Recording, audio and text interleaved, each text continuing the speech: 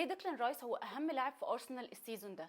بصراحه كان يستاهل خناقه بين جوارديولا وارتيتا. غالبا لما لاعب بيروح نادي كبير بفلوس كتير والصفقه تاخد اهتمام اعلامي وجماهيري كبير جدا، بيبدا بدايه تعبانه، ونبدا نقول معقول بقى انت دافع فيك 300 مليون يورو؟ ده ياسين ابن اختي بيلعب احسن منك. ونبدا بعدها لا انا مش بتكلم عليك انت. وبعدها ممكن نلاقي له اعذار، يعني مثلا اصله لسه محتاج وقت شويه عشان يندمج مع الفريق، اصله لسه محتاج وقت عشان مخضوض وهيتالق بعد شويه، زي مثلا جاك جريليش في اول موسم ليه مع مان سيتي، وانزو فرنانديز وكايسيدو في تشيلسي دلوقتي، وطبعا هم لعيبه كبار انا ما اقدرش اقول عليهم اي حاجه. بس بصراحه الاداء بتاع رايس في اول 3 شهور ليه مع ارسنال مرعب، اللاعب اندمج مع الفريق بسرعه جدا وبقى مهم للسكواد بتاع ارسنال في وقت قصير جدا. بصراحه انا رايي يستاهل اكتر من 100 مليون استرليني، واللي عايز يتخانق معايا يتخانق. الاضافه البدنيه للاعب ده ما تتوصفش، سرعه مش طبيعيه، برنس في قطع الكوره، تغطيه لمساحات مهوله، بيفوز بالالتحامات بشكل ممتاز حتى مع لعيبه اكبر منه بدنيا واقوى منه بدنيا، لاعب ذكي بيعرف يتحرك بذكاء سواء في الدفاع او في الهجوم.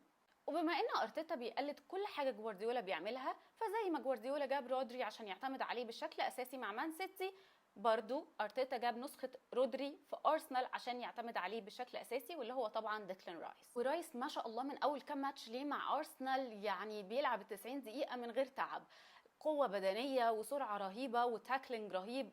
بصراحة خايفة يحصل له حاجة بعد الفيديو ده. تدخلاته وطريقة لعبه شوية زي انجولو كونتي، وقريب هيبقى لاعب خط وسط محوري او بوكس تو بوكس زي مثله الاعلى يايا توري. بصراحة فكرة انه بيلعب الماتش كامل وانه موجود اغلب الماتشات دي حاجة مهمة جدا، سواء مع ارسنال او لما كان مع ويست هام، وكمان عدم تعرضه للإصابة حاجة مهمة جدا لفريق زي ارسنال. السكواد بتاعه بيتعرض لإصابات كتير وده بيضعف الفريق وبيضعف كمان دكة الاحتياطي.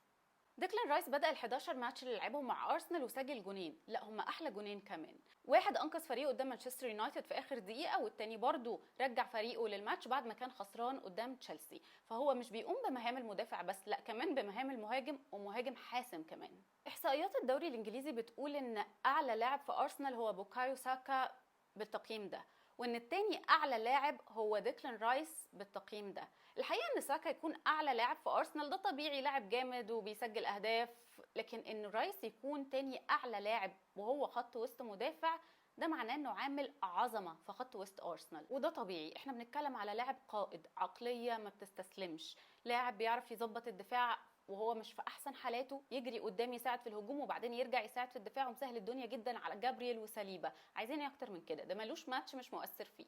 تحت قيادة ارتيتا ديكلان رايس هيكون واحد من افضل المدافعين في العالم، وهو من احسن الصفقات اللي ارسنال عملها من فترة كبيرة. وفكرة وجود لعيبة صغيرة في السن في ارسنال الحقيقة فرقة جدا في شكل واداء الفريق. اعمل فولو على انستجرام لو عايز عشان نطلع لايف ونتكلم في حاجات كتير في الكورة.